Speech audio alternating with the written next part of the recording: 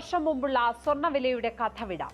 വെറും 20 വർഷം മുമ്പ് 2005 ഇതേ ദിവസം ഒരു പവന് വില 5000 തികഞ്ഞിട്ടുണ്ടായിരുന്നില്ല. 4800 രൂപ മാത്രമായിരുന്നു. 2008 സാമ്പത്തിക പ്രതിസന്ധി തുടങ്ങിയപ്പോഴാണ് വില ആദ്യം 10000-ൽ എത്തിയത്. പിന്നെ 16 വർഷം തികച്ചെടുത്തില്ല പവന് 50000-ൽ എത്താം. അതായത് 5 മടങ്ങ് വില കൂടിയത് വെറും 16 വർഷം കൊണ്ട് മാത്രമാണ്. കൃത്യമായി പറഞ്ഞാൽ 2024 മാർച്ച് 31-ന് പവന് വില 50200 രൂപയാണ്. അവിടെ നിന്ന് 15 മാസം മാത്രമാണ് എടുത്തത് മറ്റൊരു 25000 കൂടാൻ. 500,000-ൽ നിന്ന് 350,000-ൽ എത്തിയത് വെറും 1.25 വർഷം കൊണ്ടാണ്. ഇത് എങ്ങനെ സംഭവിക്കുന്നു എന്നല്ലേ?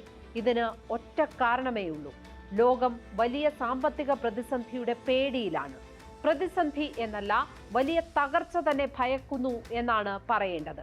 ഓഹരിയിലും ഭൂമിയിലുമുള്ള നിക്ഷേപങ്ങളൊക്കെ വൻകിടക്കാർ വിറ്റൊഴിയുകയാണ്. അവർ സ്വർണം വാങ്ങി സൂക്ഷിക്കുകയാണ്.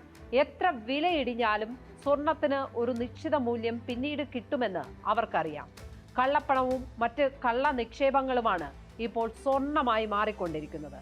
അവർ സ്വർണ്ണക്കട്ടികൾ വാങ്ങി കൂട്ടുന്നത് കൊണ്ടാണ് വില ബഹിരാകാശത്തേക്ക് ഉയരുന്നത്. അവരാരും നാഗപടത്താലിയും ആലിലെ അരഞ്ഞാണവും പുലിനഖമാലയും ഉണ്ടാക്കി അണിയുന്നവരല്ല. അവരെല്ലാം സ്വർണം കട്ടയായി തന്നെ ലോക്കറുകളിൽ സൂക്ഷിക്കുന്നവരാണ്. ഇങ്ങനെ കള്ളപ്പണക്കാർ കൂട്ടിക്കൊണ്ടുവരുന്ന വിലയ്ക്ക് ഇരയാകുന്നവരാണ് ഇന്ത്യയിലെ സാധാരണക്കാർ. ഗതിയില്ലാത്തവന്റെ കുടുംബങ്ങളിലാണ് പെൺകുട്ടികൾ നരകയാതന അനുഭവിക്കുന്നത്.